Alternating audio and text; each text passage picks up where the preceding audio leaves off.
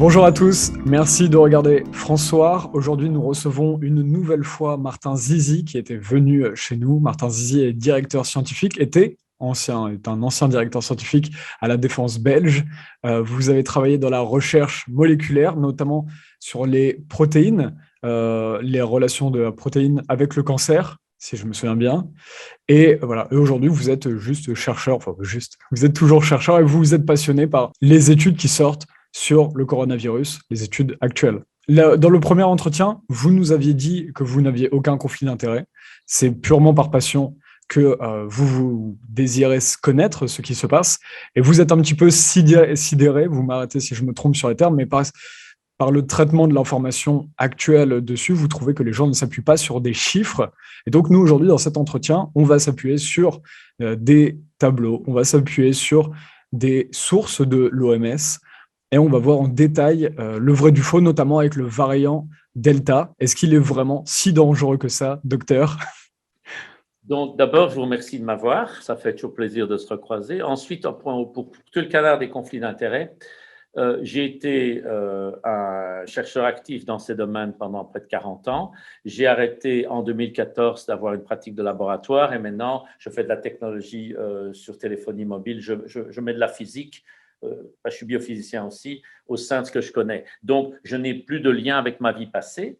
Donc, en début de crise, je n'ai rien fait. Moi, on n'a pas besoin de moi, je suis occupé ailleurs. Mais quand je vois de plus en plus de dysfonctionnements, chasser le naturel, il revient au galop. J'ai mes réseaux, je sais comprendre ces papiers. Et donc, je lis et je comprends et je dis, mais il y a des problèmes. Ensuite, au point de vue conflit d'intérêt, donc j'en ai aucun. J'en avais déjà aucun à l'époque, mais maintenant, j'en ai même aucun parce que je n'ai plus aucun lien avec la biomédecine. Donc, ça, c'est zéro. Et dans les gens qui parlent de conflit d'intérêt, je crois qu'il faut toujours dire aussi la valeur. Parce que moi, je crois qu'il y a beaucoup de gens qui peuvent avoir des conflits d'intérêt et qui peuvent être honnêtes. S'il suffisait de ne pas avoir de conflit d'intérêt pour être honnête et malin, ça se saurait, non. Mais il faut le déclarer. Par exemple, quand quelqu'un dit « j'ai 1000 euros de conflit d'intérêt » ou « j'ai des stock options chez une grande entreprise de vaccins », ça doit être transparent. Et ça ne peut pas empêcher la personne qui a des stock options de parler, parce qu'elle peut peut-être dire des choses vraies, mais ça doit être dit. Donc moi, non seulement je n'ai pas de conflit d'intérêt, mais j'ai 0 € de gain. Et j'ai tout à perdre ici. Mais jusqu'à présent, je ne perds pas trop parce que les gens aiment mon humour un peu décalé. On va dire ça, c'est déjà ça. Alors du coup, avec ces tableaux, on va pouvoir justement essayer d'aller toucher ces gens qui aiment votre humour. On va pouvoir essayer de comprendre les tableaux ensemble parce que c'est vraiment, est-ce qu'on est d'accord sur le fait que ce sont des tableaux qui ne sont pas forcément accessibles de base à tout le monde, qui sont parfois très très durs à lire, qui sont en plus Tout en à fait anglais là? correct.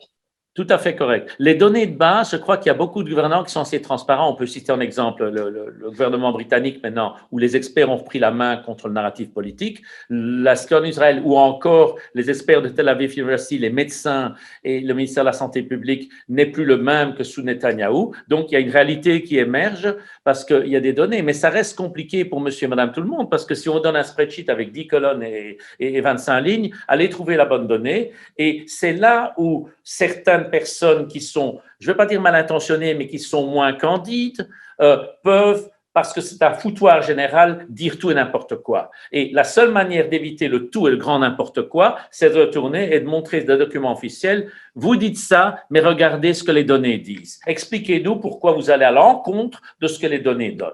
Et ça va peut-être faire changer le débat si un maximum de gens pourraient comprendre, et on va essayer de faire ça sur base de papiers qui sont consensuels, qui sont publiés, qui sont publics et qui ont été encensés par des autorités. C'est ça qui est important. C'est pas quelque chose fait dans la cave entre deux copains qui ont envie d'embêter la planète. C'est quelque chose d'officiel. Quand on ramène ces données, ça peut peut-être en effet commencer à donner aux gens, à équiper les spectateurs, à les équiper pour qu'ils se posent les bonnes questions, parce que je crois que c'est la meilleure chose qu'on puisse faire. Mais déjà par rapport au vaccin, parce que alors aujourd'hui nous sommes au moment où on enregistre, on est le 5 août 2021 et c'est le Conseil constitutionnel français a rendu son jugement et a validé l'extension du pass sanitaire aux cafés, bars et restaurants. Quand vous nous aviez dit dans la première interview que vous trouviez qu'il y avait des dangers avec le pass sanitaire dans une démocratie. L'extension de ce pass sanitaire, non, c'est aussi la vaccination est devenue obligatoire pour les soignants. Quand vous voyez, si on prend des chiffres, c'est un chiffre qu'on n'utilise jamais, mais qui est très simple. Aujourd'hui, on peut le voir avec les chiffres de Santé publique France. Là, on a un document qu'on va étudier de Public Health England, qui est un peu santé publique Angleterre, du coup. Mais sur les chiffres de Santé publique France, si on fait le calcul, on voit qu'il y a 0,16%, c'était mi-juillet, des chiffres de mi-juillet, de mortalité du Covid. Quand vous voyez ça, déjà rien que, est-ce que vous avez un commentaire là-dessus? Est-ce que vous J'ai trouvez un que... grand commentaire. Il y a un papier peer review publié par Wang en 2010, non, en 2013, je crois, qui analysait la mortalité de la pandémie de la grippe H1N1. Vous avez la grande grippe asiatique ou espagnole qui était revenue plusieurs fois dans le siècle et qui a été plus tueuse que d'habitude. Ils ont regardé 53 analyses et 53 études. Je peux vous donner le papier après cette interview. Et ils ont regardé la qualité des études.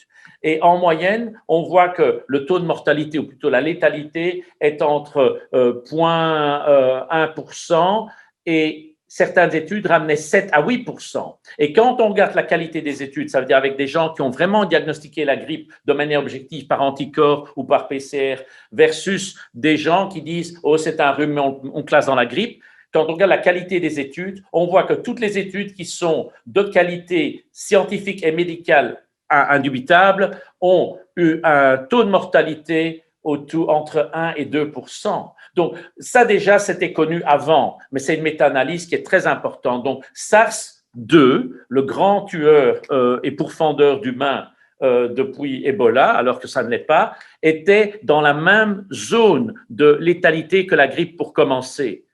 Si on a tué plus, il faut peut-être se poser la question parce que si un IFR, donc si une létalité virale est comme celle de la grippe et que le résultat pour monsieur et madame tout le monde dans les hôpitaux est 10 fois plus grand, le fameux CFR, mais le CFR, on oublie le case fatality rate, ça inclut la gestion, ça inclut ce que moi je fais ou je ne fais pas en tant que médecin ou en tant qu'officiel de santé publique.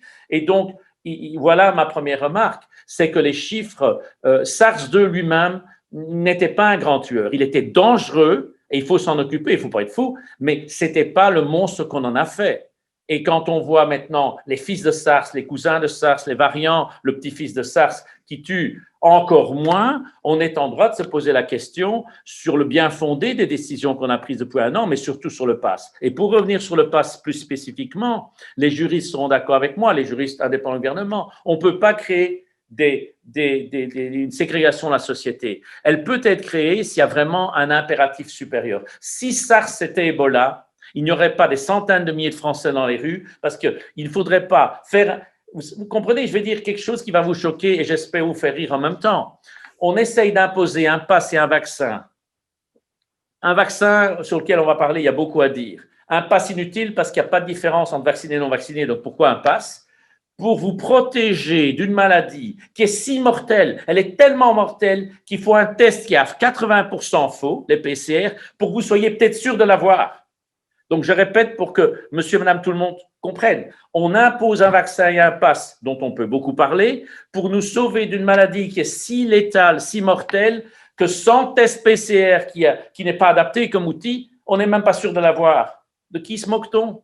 Les mots sont forts pour ceux qui ont peut-être pas forcément compris. Et si j'ai bien compris, donc vous dites que le test PCR sert à trouver plus de cas que n'aurait le Covid en soi, quoi, en lui-même. Une PCR mesure la présence chimique du gène. Et on sait qu'il y a 5 jours où on est infectieux et en pleine maladie. Mais on sait que la PCR est déjà positive avant, pendant 3-4 jours, et elle est positive 20 jours après. Quand on fait une PCR, on peut le faire que sur quelqu'un qui est dans un cabinet médical, sur prescription médicale, quand un médecin dit « Oh, c'est une grippe, c'est SARS, c'est autre chose, c'est un RSV, je veux savoir, donc je fais le test. » Et le test me confirme mon diagnostic clinique. Mais utiliser la PCR pour du screening de masse chez des gens qui ont toussé, sont grattés l'œil droit, qui sont mouchés un peu plus ou qui n'ont rien, qui ne sont même pas symptomatiques, ça revient à créer des faux cas. Et ça a été publié et republié, il y a des dizaines de papiers scientifiques internationaux. Et en Belgique, avec le groupe Covid Rationnel, on a fait un papier avec 60 références très modérées et de l'infographie pour les gens. Et on a même donné un film aux gens et ça a été revu par 14 académiques. Les gens disent voilà, donc 14 académiques l'ont écrit et tout un groupe de 40 l'a révisé. On l'a mis en ligne et les gens disent waouh. Et on propose une alternative au test PCR parce que c'est critiquer, ça ne sert à rien. Il faut venir avec des solutions. Moi, si je suis gouvernement, je dis je fais ce que je peux. Il n'y a que ceux qui font rien qui critiquent. Non, non, monsieur, je fais, mais en plus, je vous aide. Voilà la solution. Donc, je crois qu'on est très clair là-dessus.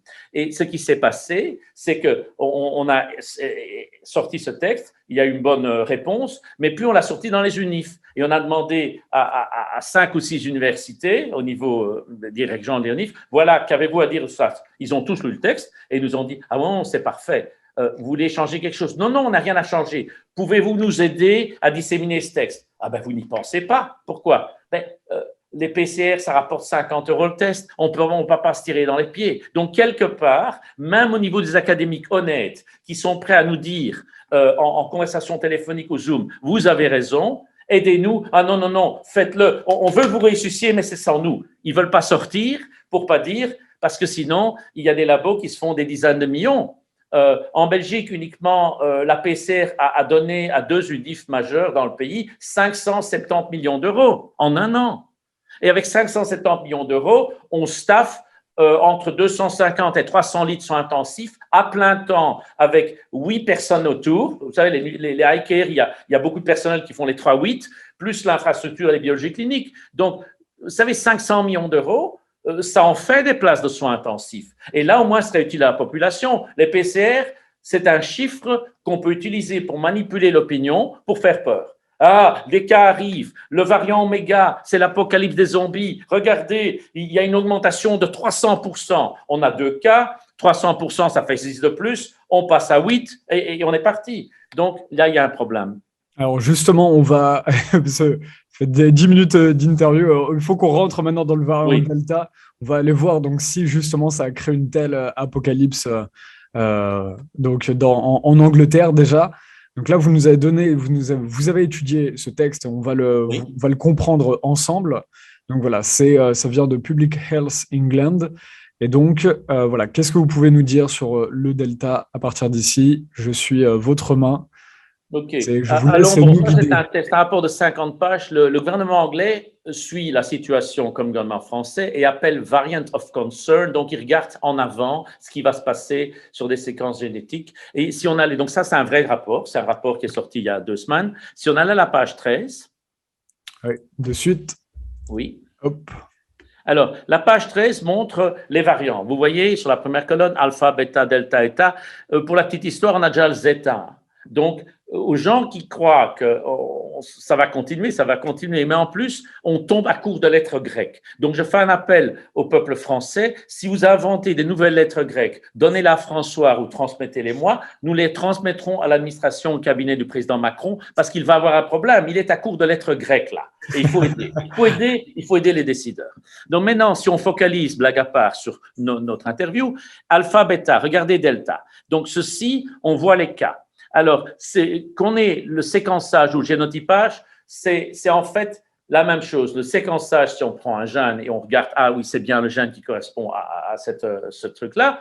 Et le génotypage, on regarde 3 ou 4 gènes pour être sûr. Donc, le génotypage, excusez-moi, je refuse le coup de téléphone. Le génotypage, c'est en fait quelque chose qui voit les variants dans les variants. Donc, on additionne ces 2 chiffres, on a le total number of cases, 3e colonne. Ça veut dire qu'il voit les variants dans les variants, pardon, le génotypage. Oui, il voit les variants dans les variants. Donc. Oui, ça veut dire que, en fait, ce qui se passe, c'est que la PCR donne une partie de l'information sur un gène, mais les génotypages regardent plusieurs gènes. Donc, on peut voir des raffinements. OK. Mais ce n'est pas important ici. Donc, on additionne les 2 premières colonnes. Regardez la 3e colonne. Pour l'alpha, vous avez 226 000. Pour le delta, vous avez 229 000. Vous voyez la 3e colonne? Alors non, je ne vais pas les… Oui. Donc, on a les… Voilà. Donc, c'est comparable. Et quand on regarde les morts, pour l'alpha, il y a 4 265 et pour le delta, il y a 461. À la grosse louche, c'est 10 fois moins. M'attaquez pas sur le fait que ce soit 8,7 ou quelque chose du genre. C'est 10 fois moins, OK? Donc, en gros… c'est 10 fois moins que l'alpha. L'alpha était un mutant de SARS-2 qui n'est pas un grand killer, on va y revenir. Donc, on tue 10 fois moins. Donc, on entend dans la presse que le variant Delta est si terrible, ça va être l'apocalypse des zombies, alors qu'il est 10 fois moins dangereux que ses grands frères. Je voudrais qu'on m'explique ça. Moi, je suis trop bête. Je demande pardon aux gens. Je dis, regardez, sur base des données officielles d'un gouvernement qui analyse la situation, c'est pas ce que vous me dites. Il y a un problème. Et c'est encore plus grave si on va plus bas à la page 18 et 19. Alors par contre, là, pour faire l'avocat du diable, on pourra vous dire, même s'il n'y a pas de mort, il y a énormément de gens qui peuvent, enfin, énormément, là on n'a pas les chiffres, mais il y a des gens qui vont en réanimation, les hôpitaux La sont plupart ne pleins. vont pas en réanimation, mon bon monsieur. Dans ce rapport de 50 pages, il montre les gens qui ont des petits inconforts, qui sont un peu malades et qui vont en réa. On n'a pas le temps de regarder 50 pages, mais c'est dedans. Donc, le delta n'a pas plus de morbidité, c'est votre question, que l'alpha et le SARS. Donc, en gros, c'est une bébête qui est 10 fois moins dangereuse à travers le spectre. Par contre, c'est un variant qui se propage 3, 5, 15 fois plus vite. Ça le rend encore moins dangereux. Et vous savez, en virologie, on dit il est contaminant, voilà, il contamine vite, mais c'est pas parce que tu as le variant, c'est pas parce que tu as le virus que tu es en grand danger. C'est ça que vous nous dites. Voilà, exactement. Il faut savoir que le virus du rhume contamine encore plus que les adénovirus se répartissent encore plus. Donc, il n'y a aucun lien entre le fait d'avoir des milliards de cas et le fait d'avoir des milliards de gens en soins intensifs. Si on regarde les données cliniques, les hospitalisations, il y en a certains qui viennent, mais il y a d'autres raisons de rentrer à l'hôpital, même en soins intensifs, qu'avoir le SARS. Il se fait qu'on fait un test à l'entrée, on dit à 5 cas Covid. Le type a peut-être eu un infarctus du myocarde, as far as we know. Donc, il faut être un peu raisonnable. Le débat des chiffres, les chiffres, on leur fait dire ce qu'on veut si on n'est pas prudent. Moi, je peux vous dire, par exemple, qu'avec une moyenne d'âge de décès de 85 ans en Belgique sur SARS et une espérance de vie de 80 ans dans la population belge, attraper SARS parce que vous allongez votre vie de 5 ans. Si je suis con et que je mets ces deux chiffres en exergue, je dis c'est bien de trouver SARS. Ça rallonge l'espérance de vie de 5 ans. C'est bien entendu une bêtise. Donc, vous comprenez, il faut être prudent avec les chiffres, mais ici, c'est des chiffres clairs et je crois que c'est clair. Donc, il n'y a pas de caressing, il n'y a pas de caressage des données. C'est clair. Oui, c'est clair, mais juste avant que votre prochain point, j'aimerais quand même qu'on revienne, qu'on redise pour tout le monde, parce que tout le monde n'est pas habitué à ces tableaux, donc qu'on résume ce que vous venez de dire jusque-là, parce que déjà, c'est très, très important. Donc là, dans la première colonne, on a les variants, donc ce n'est pas le virus d'origine, ce sont les variants. Il y avait l'alpha dans la deuxième colonne. L'alpha, il est très proche de SARS-2. Voilà, donc dans cela, donc déjà celui-là avait contaminé beaucoup de personnes, 220 000, on va dire, enfin beaucoup par rapport aux autres. En même temps, pour le moment, ce tableau, c'est ce qui se passe maintenant. C'est les données en juillet. Ça veut dire qu'il a contaminé en parallèle du delta. Ces variants, ils sont là en parallèle. OK? Donc, les contaminations que vous voyez, c'est delta et alpha sont les champions de la contamination pour le moment. Et delta gagne parce qu'il est encore mieux qu'alpha. Et donc, alpha a eu quelques morts, voilà, death, pour ceux qui ne parlent pas anglais, hein, c'est death, ça veut dire les morts. Et donc, pour l'alpha avait eu 4000 morts, alors que le delta, on n'a que 460, c'est là où vous disiez qu'il y en avait 10 fois moins. Voilà. Oui, donc, voilà, comment est-ce qu'on peut résumer cette première explication que vous venez Ça veut dire que le delta se répand très vite, mais 10 fois moins dangereux que l'alpha, qui lui était un peu moins dangereux que le SARS. Est-ce que du coup, les politiciens ou les peuples, parce que même si tout le monde n'est pas, on parlait du pass sanitaire, et on reviendra sur le pass sanitaire, mais plutôt en fin d'entretien, si on a le temps. Ce qui serait intéressant, là, la question, moi, qui m'intéresse, c'est tout le monde continue, pas tout le monde, mais énormément de pays continuent, en tout cas, la vaccination. Voilà, veulent un taux, tout le monde veut un taux de 80% de vaccination et tout ça dans son pays, et parle du variant Delta. Est-ce qu'ils ont peur que même si aujourd'hui on voit que le virus, a priori, n'est plus dangereux, aujourd'hui on peut le dire en 2021, en juillet, en août 2021, on peut dire que le virus n'est plus si dangereux que ça. Et il y en a même, on avait le docteur McCullough qui, sur cette chaîne, prédisait que dans un an, alors c'est des prédictions, mais il disait que dans un an, il pourrait être l'équivalent d'un rhume pour le corps humain. Déjà, ce variant Delta est un gros rhume. Oui, mais il n'y a pas que le variant, de toute manière, Delta, il y a aussi encore d'autres... oui, mais ils vont devenir de plus en plus rhumes. D'accord. Avec le temps, il s'atténue. Ça, c'est la génétique darwinienne. Mais donc, alors, mais du coup, est-ce qu'il y en a qui ont peur, là, les politiciens ou je sais pas quoi, ou d'autres médecins qui ont peur que ça devienne, que ça aille à l'inverse, que ça devienne de quelque chose qui aille dans le post-apocalyptique, mais dans le futur? Est-ce que c'est possible? Est-ce qu'on connaît ça avec les virus? Pourquoi est-ce qu'ils ont peur? Pourquoi est-ce qu'ils veulent autant de vaccination? Je ne peux pas me mettre dans la tête de gens qui ne fonctionnent pas clairement. Je crois que l'origine d'une mutation qui serait très létale pour l'humanité est toujours possible avec tout virus, mais pas avec les virus respiratoires. Parce que je vais vous expliquer ça de manière très simple. Un virus, il doit se reproduire pour coloniser la planète. Comme vous, nous avons des enfants. La génétique fait qu'on se réplique, on se reproduit. Et les virus ont le choix ils ont le choix, c'est pas conscient, entre deux stratégies. Soit ils tuent très vite avec une production massive de particules, et ça, c'est le modèle Ebola. Alors, quand les gens viennent enterrer le cadavre, comme tout le corps est infecté, il infecte tout le monde autour, mais ça reste sur place. Sans avion, l'Ebola reste toujours limité à un village, parce qu'on meurt en 9 jours. Donc, on a 9 jours de marche, une catastrophe. Donc, si le village est à 9 jours de distance, ça reste là. Par contre, les virus respiratoires de type adéno, rhino, coronavirus sont des virus du rhume au départ. Eux, la stratégie est différente. Ça veut dire qu'ils se répartissent très vite pour augmenter leur nombre de copies. Leur intérêt n'est pas de tuer Romain ou Martin. Leur intérêt est d'infecter un max les gens autour de Romain ou Martin. Et entre ces deux extrêmes, toute la virologie se joue. Donc, on peut avoir un peu de tout. Mais voilà les deux extrêmes. Et ce n'est pas de la caricature, c'est connu et c'est enseigné dans les bouquins. C'est la percolation des gènes viraux dans une population. Donc, voilà. Maintenant, avoir un virus qui tout d'un coup change et passe d'un extrême à l'autre, c'est toujours possible. Mais ça demande une surveillance. C'est pour ça qu'on a de la bonne vigilance. Réagir en préventif contre tout et n'importe quoi sans arrêt, on peut arrêter et changer de planète. Nous avons vécu avec ces virus. Ils étaient là avant nous, ils vont être là après nous. Donc, éradiquer le SARS, comme je l'ai entendu dire par des spécialistes, tout vaccin, on va éradiquer, il ira dans ses réservoirs. Pas possible, parce que le virus n'est pas limité à l'homme. On ne parle pas de la polio, on ne parle pas de la variole qui est limitée chez nous, donc on peut éradiquer. Quand un virus est partagé avec votre chien, votre chat, le tigre, le furel, le vison, le veau, la vache, le cochon, le lapin, le lama, le dromadaire, ça c'est des hôtes. Ce ne sont pas les réservoirs où le virus va aller se réfugier pour faire des mutants. Ça sont des hôtes qui font ping-pong avec nous tous les jours. Et donc, ça veut dire qu'au plus le virus se répand, au plus il y aura des petites mutations. Non, il y en a déjà eu 15 000 mutations en un an sur SARS-2. Ça a donné lieu à 15 ou 16 variants. Ça dépend comment on définit ce qu'est un variant. Donc, en gros, on ne peut pas éradiquer cette bestiole. On ne peut pas. C'est une fallacie intellectuelle que de le prétendre. On va vivre avec. Maintenant, est-ce qu'il est dangereux? Il n'était déjà pas dangereux au départ. Et l'évolution darwinienne va faire qu'il sera de moins en moins dangereux. La fameuse grippe espagnole, elle vient de temps en temps, mais le virus de la grippe, il s'est adapté à l'espèce humaine. Les coronas étaient déjà adaptés. Pourquoi est-on mort en si grand nombre avec corona?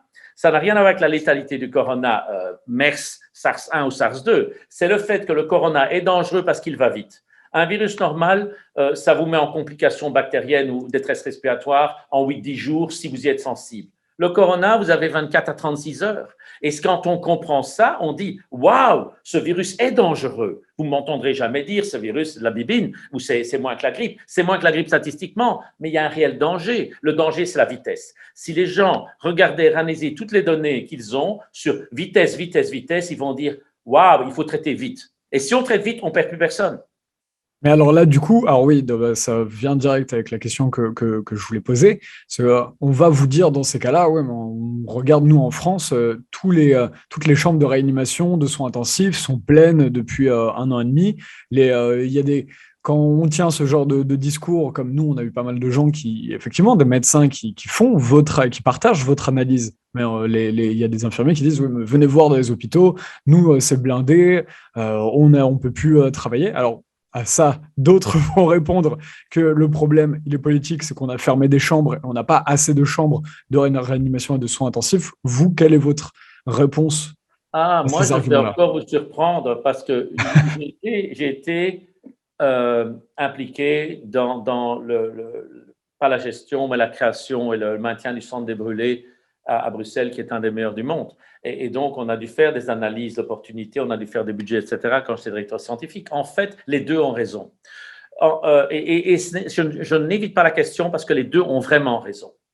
Quand on laisse les gens se dégrader 7, 8, 9 jours sans les voir parce que la peur a pris les médecins. C'était vrai pour la première vague, on a donné du Tylenol, on a donné de Doliprane et d'Irale à la maison, on attend le résultat d'un test.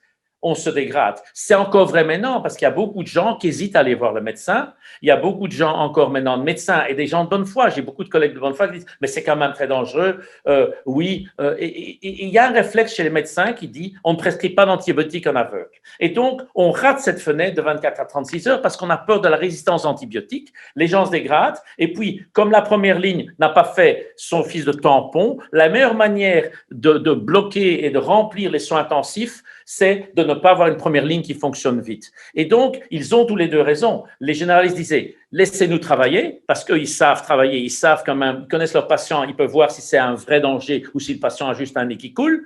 C'est important. Hein? S'ils mettent leur stéthoscope sur le poumon de monsieur ou de madame tout le monde et qu'ils entendent l'eau qui monte, avant même qu'on soit infecté, ils doivent prescrire des antibiotiques parce que 48 heures après, il y aura une infection bactérienne. Et ça n'est pas fait systématiquement parce que les gens ont eu le spectre de la résistance aux antibiotiques. Mais moi, je réponds à ces gens-là, quand 99,8% de la population n'a pas de problème avec le virus, c'est ce que les 0,2% de l'IFR nous disent. Donc, et que la moitié des restants, donc 0,1% de la population, peut tomber gravement malade, donner de la pénicilline d'emblée. Quand on a des symptômes qui le justifient, ça ne crée pas de résistance antibiotique. C'est un peu comme l'idiot qui a sa maison en feu et qui est très… Vous savez, il y a parfois des extrémistes qui disent « Ah non, non, non, n'utilisez pas l'autopompe pour éteindre le feu parce que je dois sauver la planète, je dois avoir de l'eau en réserve. L'eau potable est trop précieuse. » Vous comprenez? Je ne me moque pas des gens qui veulent sauver la planète, j'en fais partie, mais je crois qu'il faut garder un sens de proportion. Alors, merci pour cette métaphore. On va continuer parce qu'il faut qu'on avance. Il y a des points encore très importants. 18 et 19. Et ça va faire 20 minutes d'interview. Les gens vont commencer à vouloir retourner à leurs activités. Donc, il faut absolument voir ça avant de partir. Okay. On va alors, la table 5, c'est le delta, ce qui se passe. Bon, il y a d'autres tables dans le rapport qui disent ce qui se passe avec le delta en termes de soins, de statistiques, de localisation en Angleterre. Mais ici, c'est une table très importante parce qu'elle regarde la différence entre vaccinés et non vaccinés. Donc, on a le variant delta, c'est uniquement les cas delta. Donc, toute la colonne de gauche, c'est le delta avec différents critères. On a les âges, on s'en fout. On a le total des cas. On a le total des morts aussi. Vous voyez, aller en bas de table. Là, le critère, c'est les morts. All cases, c'est le total. Voilà. Pour le delta, on a 460 morts. Ça réfère à la première table où on avait les 460 décès. Donc, c'est cohérent. Le rapport ne se trompe pas. Ils savent rentrer les chiffres dans leur tableur. Donc, revenons dans la dernière ligne parce que c'est la plus importante. Regardez la dernière colonne, c'est les non-vaccinés. Sur ces delta 460 qui sont morts, il n'y en a que 165 qui n'étaient pas vaccinés. Alors, je ne sais pas comment ça s'affiche, donc je veux que les gens suivent absolument. Je ne sais pas si on voit en surligné ce que j'ai sur le 460. Voilà, le 460, c'est all cases, donc ça veut dire tous les cas. Oui, ça veut dire que c'est ceux de moins de 50 ans, plus 50 ans, qui sont morts dans le mois après le diagnostic du variant delta. Exactement. Et donc là, on va aller se déplacer tout en bas à droite du tableau. Voilà. Je ne sais pas si vous voyez la dernière colonne. Cette dernière colonne, ce chiffre, c'est le chiffre des non-vaccinés dans cette population des 460. Donc, je crois que monsieur et madame tout le monde qui regarde ou écoute François, c'est faire 460 moins 165. Ça veut dire, en gros, il y a 300 personnes qui sont vaccinées une fois ou deux fois. Et là, donc, il faut remonter là-haut. Et voir que les trois chiffres étaient liés. Donc là, le 60, c'est une dose. C'est donc quand tu es vacciné avec une dose. La colonne du milieu, c'était les deux doses. Et les non-vaccinés, donc unvaccinated, c'est les non-vaccinés. Voilà. Donc, qu'est-ce qu'on peut dire sur ça? C'est qu'il y a 300 personnes parfaitement vaccinées ou en partie vaccinées qui décèdent de Delta, alors que pour les non-vaccinés, il y en a moins. Alors, les gens vont dire, on peut interpréter ça de plusieurs manières, mais on peut dire à la grosse louche, oui, il y a 2 fois plus de risques de mourir de Delta quand on est vacciné. D'aucuns vont répondre, mais ce n'est pas vrai parce qu'il y a 2 fois plus de patients Delta en soins intensifs parce qu'il y a 2 fois plus de vaccinés que de non-vaccinés dans la population. Ce n'est pas le cas pour l'Angleterre parce qu'il y en a plus de vaccinés encore. Donc, il y a plus, l'Angleterre a vacciné plus. Et si on compare avec Israël, là, il y a encore plus de vaccins, ce n'est pas le cas. Et si on regarde avec Gibraltar, qui a 100% de vaccination, ce n'est pas le cas non plus. Il y a aussi des non-vaccinés dans les soins intensifs. Il y a plus de raisons d'arriver en soins intensifs que d'avoir Covid ou le variant Delta. On arrive en soins intensifs parce qu'on a une attaque cardiaque, parce qu'on a une chirurgie qui s'est mal passée ou parce qu'on veut surveiller une chirurgie ou parce qu'on a un autre problème, X, Y ou Z. Et il se fait qu'on fait un test à l'entrée et on étiquette ça Delta, Alpha, Beta, Gamma, Oméga ou Covid. Et en attendant, on oublie le dossier clinique avec comorbidité ou avec juste une maladie qui nécessite un soin intensif et on n'a rien comme syndrome pulmonaire. Moi, j'ai des collègues à Bruxelles qui m'ont dit, j'ai régulièrement des patients qui n'ont aucun syndrome pulmonaire, qui ne toussent pas, qui n'ont pas de bronchite, pas de pneumonie, rien, mais ils ont un test PCR positif, donc dans ces statistiques, on les compte comme Covid. Ça, c'est une connerie qui doit arrêter aussi. Mais c'est un autre débat. Ici, ce qu'on a, c'est qu'il y a plus de vaccinés que de non-vaccinés qui sont sensibles au Delta. Alors après, oui, mais par rapport à ça, justement, c'était le point que je voulais. Est-ce qu'on peut lire ce tableau en se disant, du coup, il y a 60 plus 60 avec une dose et 165 de non-vaccinés. Donc ça fait au final 225 non-vaccinés, non entièrement vaccinés. Donc on en revient à peu près au même chiffre. Vous voyez, non, 224 ou 225. Non, parce que si on regarde, il y a 60 qui ont reçu une dose uniquement. Ouais. Il y en a 224 qui sont complets. Donc, ça fait plus l'autre devant. Ça veut dire qu'on a, en gros, si vous avez 460 morts et que vous avez 165 qui n'ont jamais touché le vaccin, vous avez 300 personnes qui sont vaccinées et qui sont malheureusement décédées avec une ou deux doses. Du coup, pourquoi sur ces tableaux, on n'a pas la gravité de ce qu'ont eu certains? Pourquoi est-ce qu'on a juste les morts? Ça fait partie des dossiers médicaux et ça c'est les statistiques et les analyses des cliniques locales. Il y a le résumé clinique minimal qui doit remonter. Moi, je vous dis qu'en Belgique, il y a beaucoup d'intensivistes, pas des cliniciens dans les services normaux, d'intensivistes qui nous disent on a des gens qui sont en soins intensifs pour des raisons autres que virales, qui n'ont même pas de symptômes, quoi que ce soit, qui sont de près ou de loin avec Covid, mais qui ont un test positif et donc qu'on comptabilise comme cas Covid. Ça, c'est aussi une mauvaise gestion et je ne peux pas tout résoudre d'un coup, je ne peux que le dire. Très bien. Est-ce qu'on va sur un autre tableau? Oui, parce qu'il faudrait comparer ça par rapport à ce qui se passe avec le SARS de base. Vous avez, donc en gros, Delta ne tue pas, il tue 10 fois moins, il est 10 fois moins dangereux que Alpha et que SARS. Et en plus, les vaccinés semblent être plus sensibles que les non-vaccinés. C'est quand même gonflé. Ce n'est pas ce qu'on entend dans les news. Quand on vient maintenant et qu'on compare ça avec l'IFR, si vous pouvez montrer le tableau de l'IFR donné par l'OMS en fonction de l'âge. Juste avant l'IFR, du coup, vous disiez, alors il n'y a pas que vous, il y a beaucoup de médecins du coup qui disent que c'est une blague de sortir un vaccin puisque dès qu'il y a un variant, le variant, et c'est ce qu'on voit sur ce tableau finalement, c'est que le vaccin est annulé. Et voilà, en plus, si le vaccin, même si on disait que, allez, c'est kiff, le virus n'a pas une préférence pour les vaccinés, ce que je doute, je doute de ça, parce qu'il a peut-être une préférence, mais soyons encore ouverts, c'est kiff, le vaccin n'est pas efficace, donc pourquoi un vaccin? Et les données israéliennes sont sorties. Ils ont regardé le taux d'anticorps et les réponses cellulaires à 1 mois, 2 mois, 3 mois, 4 mois, 5 mois. Ils passent de 94% à 4-5%. Donc, il n'y a pas d'efficacité. OK. Alors, voilà l'IFR. Donc, voilà, l'IFR, c'est en fonction de les chances, enfin, la probabilité, on va plutôt dire, de mourir si on est infecté. Voilà. C'est très lié à la létalité. Nos auditeurs et les gens qui nous regardent doivent comprendre ce que c'est un IFR. C'est l'infection fatality rate. On appelle ça en français la létalité. Ça veut dire quoi en termes vernaculaires? Ça veut dire les chances qu'on a de crever, désolé de choquer, si on est infecté, qu'on soit traité ou pas. Donc, c'est la chance de décéder ou la malchance de décéder, qu'on soit traité ou pas. C'est important, ça. C'est sur la population globale symptomatique, asymptomatique, positif ou négatif. Ce qu'on voit, c'est que le chiffre reste il est à 0,2 en moyenne. La moyenne de cette courbe qui monte, au tableau du haut, c'est 0,2%, ça veut dire 2 pour 1000. Mais on voit qu'il est très, très bas. Il tombe quasi à 0 en dessous de 60 ans. Et on connaît les chiffres. En dessous de 40 ans, c'est 1 sur 100 000. Le vaccin a plus d'effets secondaires que ça.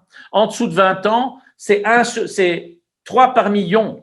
3 par million. Donc, on peut arrondir, on peut dire 1 par million. Donc, si vous avez en dessous de 20 ans une chance par million de tomber malade et d'avoir un problème de soins intensifs avec un tiers de chance d'y rester, mais même sans traitement, c'est ça qui est important. Si vous avez une chance par million ou 3 chances par million, et qu'on vous donne un vaccin qui a 1,5% de chance de réactiver des virus dormants chez vous, et ça, c'est des données israéliennes encore, elles sont très solides, et ça a été prouvé aussi dans 7 pays différents, cette histoire des zonas réactivées ou des mucors, c'est-à-dire des infections par champignons qui viennent en opportuniste post-vaccin, il n'y a pas photo. Il ne faut pas vacciner des gens qui n'ont aucun risque. Ça s'appelle le rapport risque-bénéfice. Et alors maintenant, pour répondre complètement à votre question, il y a des gens qui disent oui, mais vous ne vaccinez pas pour vous.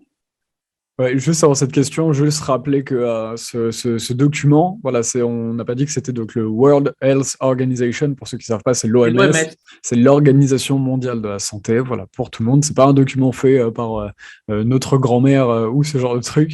C'est l'OMS qui a approuvé ce document. Et dessus, donc, on voit que c'est, en gros, là, pour le lire, c'est en fonction de l'âge, c'est qu'à partir de 45, 48 ans, on va dire. Ce qui montre vraiment bien, c'est 50, 60 ans. Parce que il faut regarder l'échelle. Vous êtes en dessous, disons qu'en dessous de 40 ans, vous êtes à 1 sur 100 000. On est sur le tableau du haut. Ouais. Oui, donc le tableau du bas, c'est la même donnée en fonction logarithmique. C'est pour voir la représentation, voir si c'est une courbe ou deux courbes. En fait, sur le tableau du bas, on pourrait voir s'il y a une pente ou deux pentes, ça indiquerait un autre phénomène. Donc, c'est pas important, ce sont les mêmes données. Par contre, les données en coordonnées normales, donc avec un graphique normal, montrent que vous êtes quasi à zéro jusqu'à 40 ans. Et puis, vous montez. Il faut savoir, quand vous avez 75 ans, 80 ans, ça peut être 3-4%, hein, l'IFR. Donc, le virus peut être très dangereux pour vous. Vous comprenez? Le problème n'est pas un problème de qui dit vrai ou qui dit faux, le problème est un problème de proportion et de logique. Et donc ça, c'est le document de l'OMS et c'est la compilation de 60 à 80 études qui ont été faites pendant un an. Les premières dates de mars de l'an dernier, mars 2020, où un des meilleurs épidémiologues du monde, Ioannidis, a dit ce truc, on gonfle les statistiques, il faut arrêter, c'est une méchante grippe. On ne l'a pas cru, on l'a attaqué, on l'a éteint. Le type, il a continué. Il y a 60 personnes, 60 groupes sur Terre qui ont fait la même chose. Toutes les données concordent. Il a fait une méta-analyse qui a été publiée par le Bulletin of the World Health Organization, ça veut dire le bulletin, qui est l'organe officiel peer review de l'OMS, qui a montré que les données étaient là. Depuis lors que les données étaient là et étaient très basses. Depuis lors, l'OMS continue le système et a publié ça parce qu'on accumule de plus en plus d'études et ça date il y a je crois, peut-être 2-3 mois maximum et ça n'a pas changé depuis. Ça veut dire que si on regarde par l'âge, en dessous de 40 ans, il n'y a pas de bénéfice au vaccin. Entre 40 et 65 ans, c'est un choix. Au-dessus de 65 ans, vous feriez mieux de faire le bon choix parce que vous êtes avec un risque réel pour vous qui dépasse le 1%, 2%, 4%. Et en 85 ans, à moins que vous ayez une contre-indication, parce qu'il y a des contre-indications au vaccin, moi je le prends. Donc si quelqu'un qui est âgé me demande, et dans ma famille j'ai eu les deux cas, quelqu'un qui n'avait aucun problème dit, ben oui, tu as intérêt à prendre le vaccin. Et ma chère maman qui a des problèmes de système immunitaire, donc, je dis, il vaut mieux que tu ne touches pas au vaccin parce que ce vaccin joue sur l'immunité de base et ça, c'est peut-être dangereux pour toi. Donc, ça s'appelle du conseil médical. Alors, par contre, ces stats sur ce tableau, sur cette image, c'est date de fin 2020 maximum. Il y a, en effet, mais écoutez, vous pouvez trouver les nouvelles aussi. Ça ne change pas. Quand les gens vont dire, oui, mais nouvelle situation, quand vous voyez que Delta tue encore moins que ça c'est SARS-2. Delta, il est moins qu'Alpha qui était déjà un peu moins que SARS-2. Donc, s'il y en a un nouveau tableau, les chiffres vont être encore plus plats. Encore plus plats, oui, d'accord. Donc, on va passer de 0,2%, de 0,2%, on va passer à 0,02. Ça veut dire au lieu de 2 pour 1000, on va passer à 2 pour 10 000. Et donc, ça veut dire que ce qui va se passer, c'est que les gens au-dessus de 60 ans n'auront même pas de risque à ce moment-là. Donc, ça ne change pas la qualité du raisonnement, ça au contraire raplatit la courbe, ce qui s'est passé depuis lors. D'accord. Est-ce qu'on passe à un autre document que vous vouliez je ne sais pas, non. Je crois qu'avec ça, il y avait le papier, vous allez mettre en ligne le papier scientifique de l'OMS, de Ioannidis, qui est très important. Pour le moment, je crois qu'il faudrait peut-être parler de ce qu'est un vaccin. On va aller sur les vaccins, du coup. De toute manière, on a déjà bien avancé dans cette interview. Donc, je pense qu'il est temps d'avoir votre expertise. Vous, ce qui vous intéresse, c'est de différencier notamment les vaccins normaux, on pourrait dire, des vaccins spécialisés sur le cancer. Comment est-ce qu'on présente ça? Oui, en fait, qu'est-ce qui est dans le mot vaccin? je vais expliquer aux téléspectateurs ce qu'est un vaccin, parce que la sémantique, mais c'est la sémantique très importante, parce que les mots ont une signification. Donc, on va différencier vaccin, vaccin anti-cancer, et cette plateforme qui est une expression génique à des fins immunitaires. Ce n'est pas la même chose et je ne fais pas dans le poil de cutage. Je crois que après cette interview, les gens vont comprendre certaines choses, j'ose espérer, sinon ça veut dire que je suis un très mauvais prof et que je dois rembourser mes salaires accumulés toutes ces années. Donc, oui, parce qu'il y a des gens qui vont dire il faut l'avoir, il faut qu'il rembourse, il n'est pas bon. Ouais, OK. En gros, ce qui va se passer, un vaccin normal, comment ça se passe, mesdames et messieurs? C'est des doses très petites, des très petites doses qu'on doit injecter. Vous savez que le système immunitaire fonctionne avec des doses nanométriques, si je peux dire. Donc, on parle de microgrammes, non même pas, on parle de nanogrammes et de picogrammes de protéines parce que le système immunitaire doit être très sélectif. Si on donne trop, on n'est pas assez sélectif. Donc, le fait de donner de très petites doses permet de cibler. Ça s'appelle une posologie. Donc, le vaccin, c'est une posologie connue et stabilisée qu'on injecte, soit au bras droit, au bras gauche, on s'en fout, ou à la fesse, et qui va directement dans l'interstitium, parce que les cellules, ça n'a rien à faire. Donc, ce qui est dans les cellules est perdu, ce qui est entre les cellules est utile, qui va dans l'interstitium cellulaire et dans la circulation, pour finalement rencontrer des lymphocytes, les fameux globules blancs, dont un ou deux vont reconnaître l'ennemi, ils vont reconnaître la protéine qui ne fait pas partie de notre corps et va dire ça, je dois me protéger contre. Donc, en gros, le vaccin, c'est une posologie et c'est un endroit, c'est une localisation, ça se passe dans le sang. Les vaccins dont on va parler, qu'on appelle vaccins, et je voudrais qu'on mette tous des guillemets, il y a un problème de posologie, il y a un problème de localisation. On ne donne pas une posologie, on donne un message. J'ai oublié de rappeler que vous n'êtes pas du tout anti-vaccin, vous êtes même plus vacciné que la moyenne, puisque vous avez énormément voyagé, notamment dans vos périodes militaires, je crois. Donc, du coup, les vaccins, vous en avez. Vous faites confiance à énormément de vaccins, mais celui-là ne remplit pas. Voilà. J'ai tous les vaccins de monsieur et madame tout le monde, plus les fièvres jaunes, plus les typhus, antityphus, plus la dent, plus tout ce qu'on donne. Le vaccin, c'est une posologie et c'est une localisation. Ça se passe dans le plasma et le sang.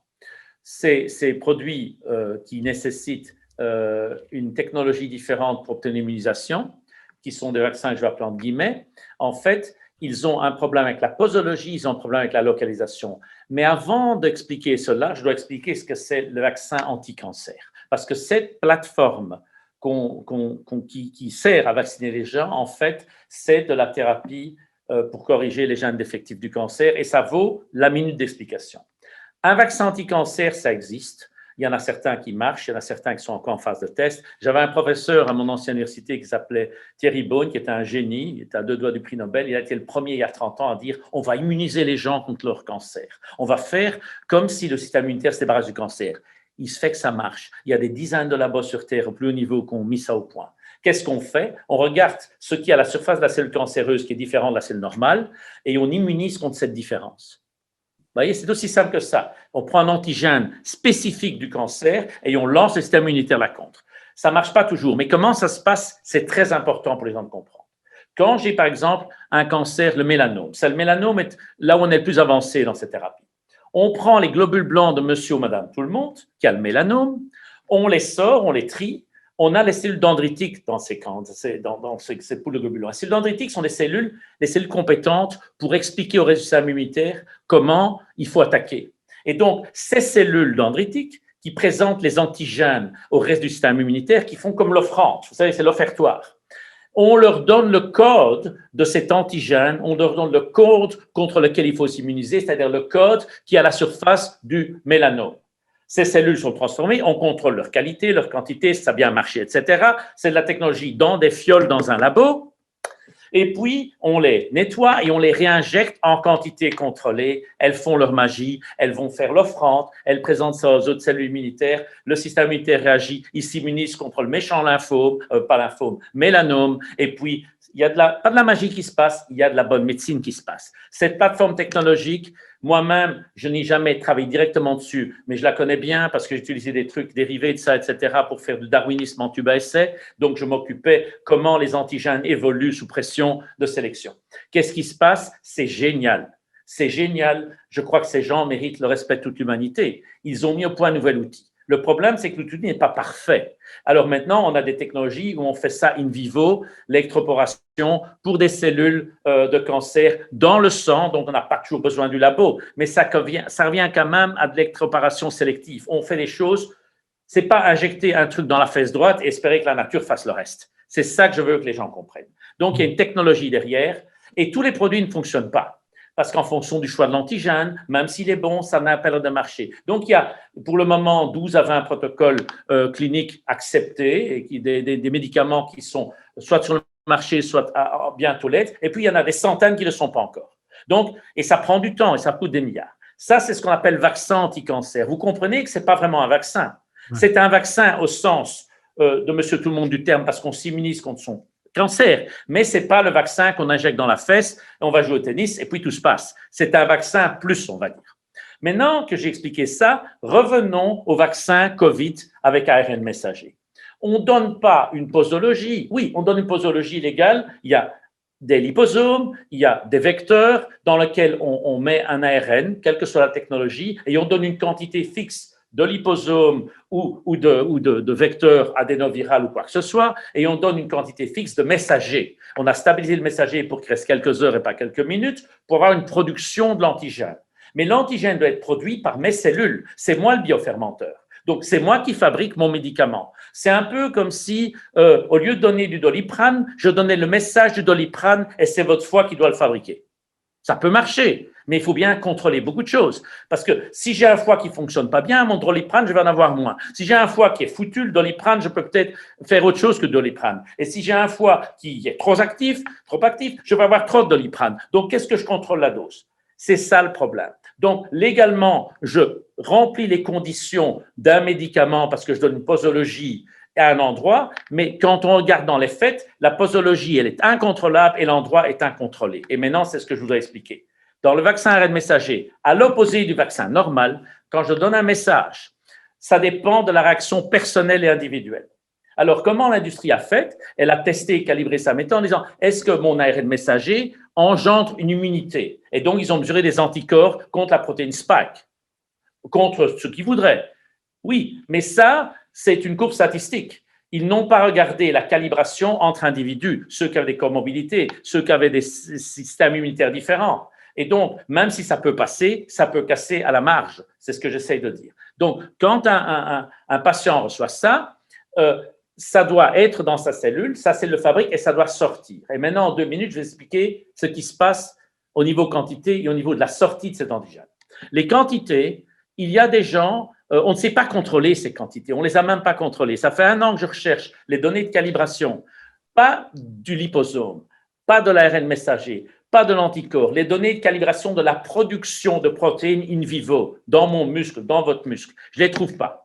Alors, ils l'ont peut-être fait, ils l'ont peut-être pas fait. Moi, je me suis posé la question en tant que biophysicien moléculaire, comment je ferais ça? La seule chose que je pourrais faire de manière correcte, c'est soit de le faire en cellule en culture, mais ça ne montre pas la variabilité des personnes. Je dois faire des biopsies sur 100 personnes et mettre en culture, ou bien leur injecter le vaccin et faire des biopsies tous les jours pendant 1 semaine. On les paye, c'est des volontaires. La biopsie, ça fait mal, mais c'est pas, on n'en meurt pas. Et donc, quelque part, on calibre in vivo la réponse et on sait exactement mieux. Et alors, on a un produit qui est plus standardisé encore et dont on peut prévoir la production. Parce que ce n'est pas lié uniquement au temps de vie de l'ARN messager. Et donc, en gros, il y a des gens chez qui on ne produit pas grand-chose. Ceux-là sont les gens chez qui le vaccin n'est peut-être même pas là, pas efficace. Il y a des gens chez qui on produit juste ce qu'il faut. Et c'est peut-être la majorité des gens. Moi, je ne suis pas anti-vaccin. Et ces gens-là vont être parfaitement immunisés. Youpla boum, on passe à autre chose. Et puis, il y a des gens chez qui on produit trop. Et ces gens-là peuvent avoir des effets secondaires, A, B, C, D. Et puis, il y a des gens chez qui on produit tellement que ces gens-là sont en grave danger de thrombose, de myocardite, ou voire même d'AVC, ou de mort subite par allergie, ou même de mort par choc dont on n'explique pas encore les choses parce qu'il y a un effet toxique. Je vous rappelle qu'un vaccin, c'est une dose très petite. S'il y a trop de production, ça risque de mal se passer. Ça, c'est le premier problème, la non-stabilisation de la posologie. Si on vient maintenant avec le second problème, la protéine qui est fabriquée dans la cellule, elle doit sortir. Elle doit sortir pour aller à la rencontre du globule blanc. OK. Comment sort-elle? Chaque cellule de notre corps a un système d'email interne.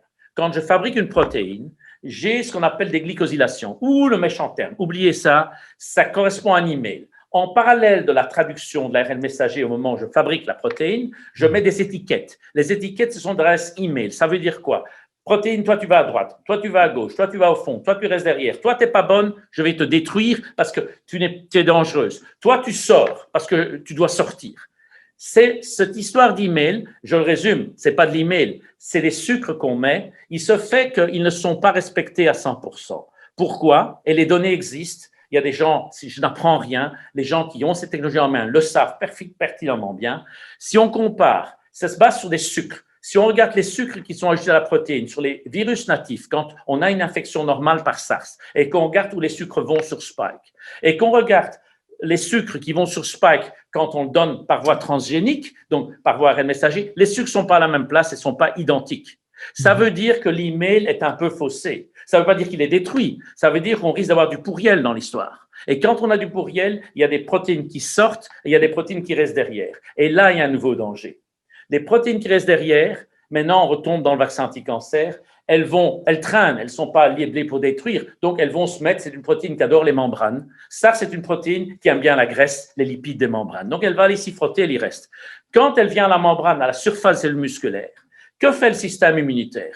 Il voit une protéine étrangère, il dit « Waouh, taillot, on va à l'assaut ». Mais il voit aussi le reste du muscle. Et on crée un phénomène auto-immun. Je ne blague pas, c'est connu. Les diabètes de type 1 chez l'enfant, c'est exactement comme ça que ça se passe. Le jeune, à 3, 4, 5 ans, il fait des infections des rhinopharyngites répétées sans arrêt, qu'il soit une raison génétique ou que ce soit une raison d'hygiène familiale ou que ce soit parce qu'il vit dans une communauté qui a beaucoup de virus, on s'en fout, il en fait trop.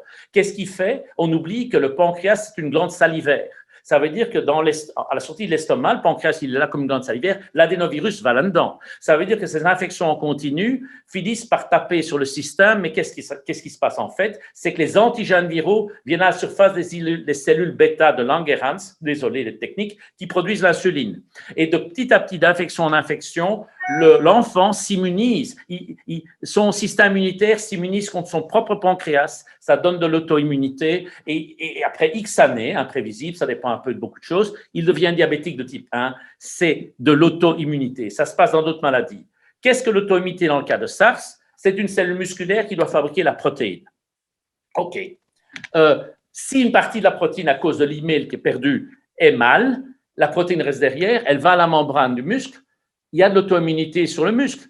Qu'est-ce que c'est de l'auto-immunité musculaire? C'est des myosites, c'est des myocardites, c'est des arthrites. Vous comprenez? Donc, et ça, je ne peux pas prédire. Je ne peux pas vous dire si c'est 1%, 5%, 10%. Je ne suis pas Madame Soleil et personne ne l'est. Par contre, je peux dire que c'est un mécanisme physiopathologique qui existe et qui est connu et qu'il vaut mieux s'occuper. Donc, dire que les myocardites, c'est pas grave, c'est moins grave, il y en a moins que chez la population normale, c'est un risque en plus de la population normale.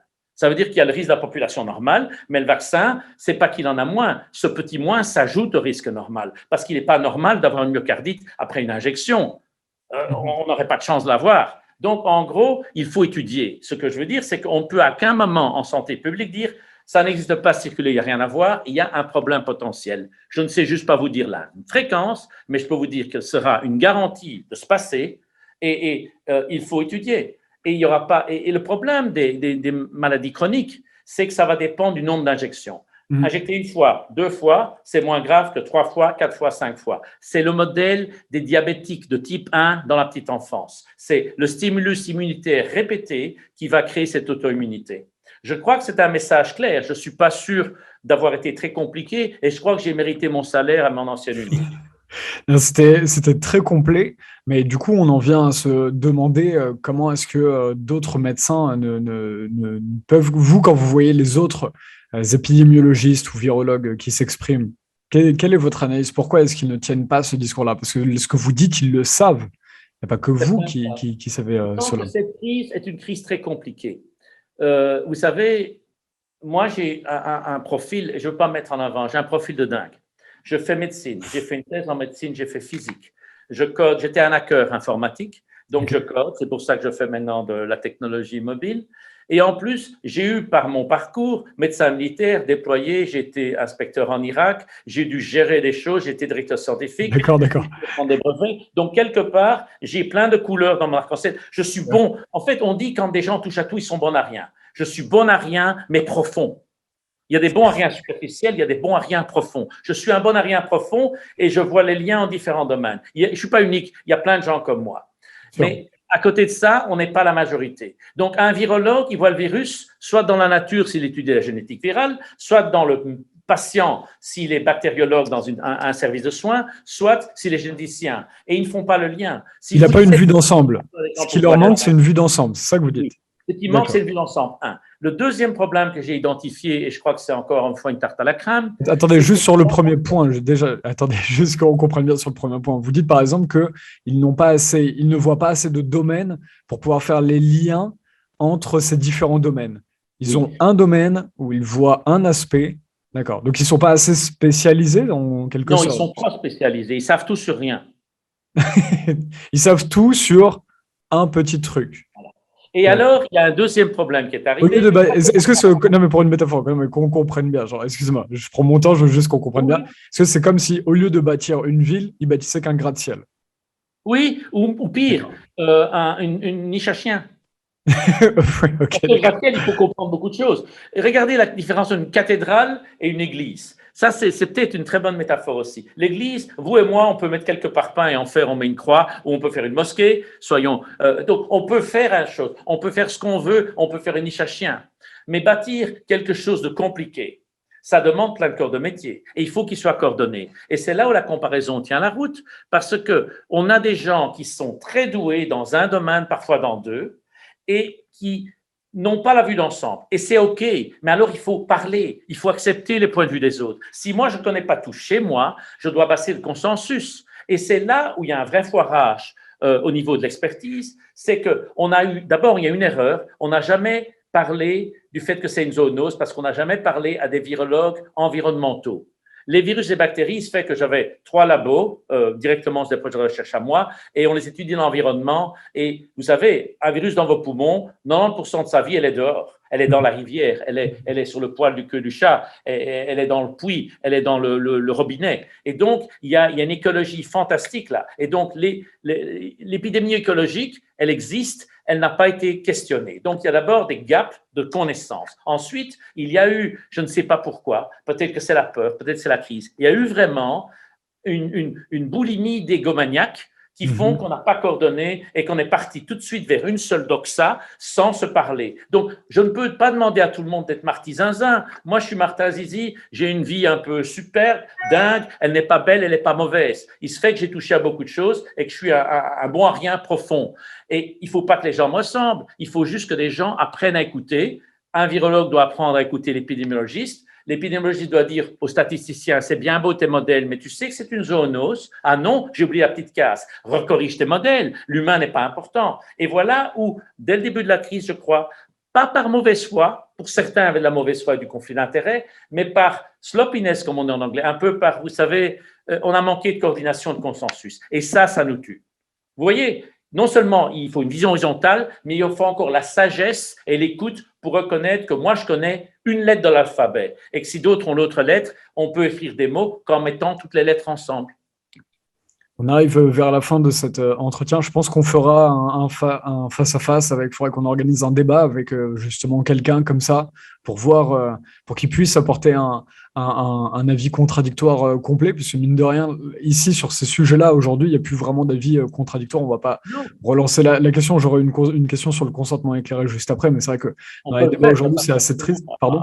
Répondre. Ça prend une seconde à répondre. Posez votre question. Oui, par rapport oui, c'est que les avis opposés, aujourd'hui, il n'y en a même plus. C'est juste de traiter les gens d'anti-vax, il y a un mot qui est sorti maintenant d'infodémiologie, voilà, pour se moquer mais même de ce que vous venez de nous présenter depuis 1 heure. C'est-à-dire que même quelqu'un qui va présenter des thèses chez nous, on dit que c'est des intox, ils ne prennent même pas le temps de regarder. On dit, alors après, on dit c'est complotiste, ça c'est encore pire. Voilà. Mais c'est insupportable parce que les gens ne regardent même pas les faits et disent au peuple et aux gens qui travaillent 9 heures par jour, plus les 2 heures pour rentrer chez eux après le travail, pour y aller avant le travail, qui sont fatigués, qui doivent gérer leurs gosses et qui n'ont pas le temps de regarder toutes ces thèses-là. On dit, bon, ça c'est de l'intox et tout ça. Et on n'écoute même plus. J'ai entendu un pompier qui avait étudié ces textes-là, qui faisait des vidéos sur les réseaux et tout, et qui mettait des trucs sourcés. On disait, ah bah oui, mais non, mais le pompier, il est pas spécialisé là-dedans. Donc pourquoi il relaie ça? Pourquoi il ouvre sa bouche? Oui, moi, ce qui est marrant, c'est ce que vous dites me touche très fort parce que c'est vraiment à la base, c'est sociogénique. On a fait d'un non-problème une catastrophe par nos dysfonctionnements. Et la C'est-à-dire quoi sociogénique? Sociogénique. sociogénique, c'est engendré par la société. D'accord. Une pathologie sociogénique, c'est une pathologie du groupe social. L'hystérie collective ou la méchanceté collective, le nazisme, c'est sociogénique.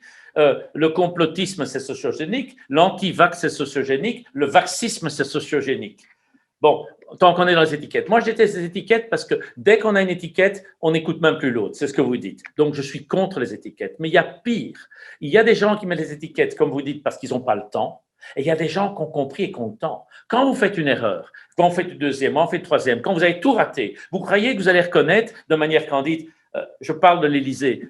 Sorry, j'ai tout raté, on recommence. Non, vous êtes condamné au narratif, vous êtes condamné à passer, à marcher ou crever, vous êtes condamné, quel que soit le coût social, à réussir, sinon vous êtes mort et amené en justice. Ça joue aussi. Donc, je dirais qu'il y a dans les gens qui ont dysfonctionné beaucoup de gens de bonne foi qui savent pas, ils doivent gérer leurs gosses, ils doivent gérer leur chat, leur chien, ils doivent gérer les factures. Il y a des gens qui ont perdu leur boulot. Ils n'ont rien à foutre d'écouter Martin Zizi sur François. Il est encore un crétin. En plus, il a un accent belge. Ils sont tombés bien bas, François. Maintenant, ils nous mettent des Belges à la télé. Qu'est-ce qu'ils font? Donc, voilà. Mais en gros, ça, c'est la vie de tous les jours. Et je crois qu'il faut créer du lien social. Donc, je suis d'accord avec vous à 100%, il faut ces débats contradictoires, mais il faut aussi partir des données. Parce que si j'ai la vie, la Terre est plate, la Terre est ronde, et que je ne montre pas la photo de la Terre prise de la Lune, personne ne va le croire. Donc, il y a ce triptyque. Moi, je n'accuse personne de mauvaise foi. Je voudrais me tromper. Moi, si on me dit, Martin, t'es con, et on me le démontre, je dis, oh putain, j'étais vraiment con, merci de me le dire. Mais c'est pas tout le monde. Et c'est la démarche scientifique. Et donc, quand on m'a prétendu pendant un an, là, on suit la science, moi, j'ai envie de dire, vous foutez de moi, vous n'avez tout fait sauf suivre la science. Et alors, pour les étiquettes, j'en ai une autre, je ne peux pas la donner aux gens, mais si, on pourrait aussi jouer le jeu des étiquettes. Si on me traite de complotiste, je ne le suis pas. Ce n'est pas un complot, il y a du capitalisme fou, on est d'accord. Si on me traite d'antivax, je ne le suis pas. Si on me traite d'imbécile, well, j'ai quelques diplômes, je suis désolé d'être bête, je suis un imbécile. Et si on va finir par m'insulter, moi, ma réponse est toute faite, je dis bande d'inoculés. Bon, on peut aussi jouer à deux. Donc, je ne veux pas rentrer dans ce débat-là parce que ça nous dessert et ça nous amène à plat tous. Et donc, moi, je crois que votre attitude est la meilleure. On va en prendre plein la gueule. Hein. Ça est rassuré. On ne remercie jamais les gens qui sont nuancés. On se fait taper dessus des deux côtés. Vous croyez qu'il n'y a pas des vrais anti-vax rabiques qui disent « Mais ferme ta gueule, crétin !» Et il y a les autres en face. Mais qu'est-ce que c'est ce Belge avec son accent déplorable? Et donc, quand on déplaît à tout le monde, c'est qu'on fait quelque chose de bien. Ok, c'est une belle formule. Juste, on aurait pu finir là-dessus, mais j'ai ma question sur le consentement éclairé qui m'intéresse quand même beaucoup. Si vous me donnez 30 secondes, le consentement éclairé ne peut se passer que quand on sait les risques et les bénéfices. Alors attendez juste, je pose ma question directement, après vous pouvez expliquer. C'est intéressant par rapport au consentement éclairé, c'est que là, nous, en tout cas en France, pour ce qu'on voit à François dans les travaux qu'on peut faire ici, beaucoup de gens se vaccinent, non pas pour des raisons médicales, mais parce que voilà, on a mis toutes ces obligations. Maintenant, le pass sanitaire est obligatoire quand on veut aller faire un bowling, on veut aller au café, au restaurant. On veut partir, voilà, beaucoup en l'été, on veut partir en voyage. Et donc, les gens se vaccinent disent, je veux avoir la paix. Voilà, on a même entendu, pour moi, c'était la solution de la facilité. Est-ce que pour vous, ce sont des arguments qui prouvent un raisonnement? Est-ce que ce sont des raisonnements par rapport à un consentement éclairé? Non, non. Ça, c'est une question en or qui mérite un débat. On va la faire en une minute. C'est le rapport coût-bénéfice. Dans tout produit que je prends, si c'est un produit expérimental, et c'est pour ça qu'ils veulent le faire passer non expérimental alors que les risques ne sont pas connus, c'est dangereux ça, c'est de dire, voilà, c'est un produit expérimental, on aurait dû faire la candeur. C'est un produit expérimental, c'est la seule chose qu'on a à vous offrir. C'est faux, mais on aurait pu le dire. Voilà les risques, plus des risques inconnus, le prenez-vous, sachant que dans votre tranche d'âge, votre IFR est d'autant. Ça aurait été l'aspect légal. Donc, ce qu'ils ont fait, c'est pas ça. Ils savent qu'ils peuvent pas le faire. Les décideurs savent ça. Et donc, quand ce qu'on fait, on appelle McKinsey, on appelle le PwC ou KPMG, et on fait du nudging, on fait du social engineering. Et on dit, c'est cool de se vacciner. Et alors, en Belgique, on a Sarah s'est vaccinée pour faire la fête avec ses copines. Ça, c'est vraiment une décision médicale. Et alors, comme les parents de Sarah lui disent, tu feras pas la fête parce que t'es conne, on casse l'autorité parentale et on dit dans le dos des parents à Sarah, hey, tes parents sont des vieux schnocks, il ne faut pas les écouter. Et c'est cool. Et il y a la pire prêcheur dans les écoles. Et surtout, la tranche d'âge entre 12 et 18 ans, on est en train de faire une catastrophe. On endoctrine des gens de la manière la plus vulgaire qui soit, en détruisant l'autorité parentale. Si vous avez des enfants qui auront, les gens là, si vous avez des enfants entre 12 et 18 ans, vous savez ce que je veux dire, à cet âge-là, ils sont très difficiles à gérer. Donc, c'est pas le moment de dire papa et maman sont cons, parce qu'ils vont le croire, parce ils le croient déjà d'avance. Donc, en gros, on casse l'autorité parentale.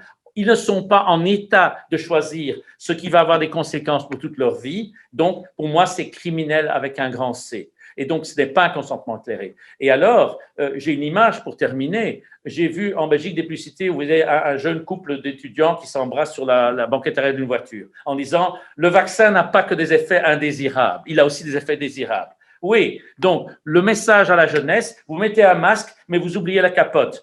OK, ça devient con. Merci pour cette analyse, monsieur Martin Zizi.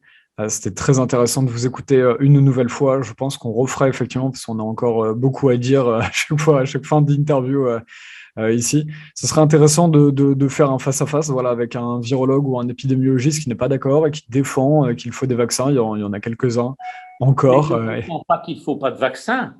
Je dis, appelons un vaccin. Moi, la question à ce monsieur, je dis, où reste le Sanofi? C'est par rapport, je voulais dire le pass sanitaire, pardon, mais c'est la vaccination, c'est l'aspect de vaccination obligatoire qui me pose problème.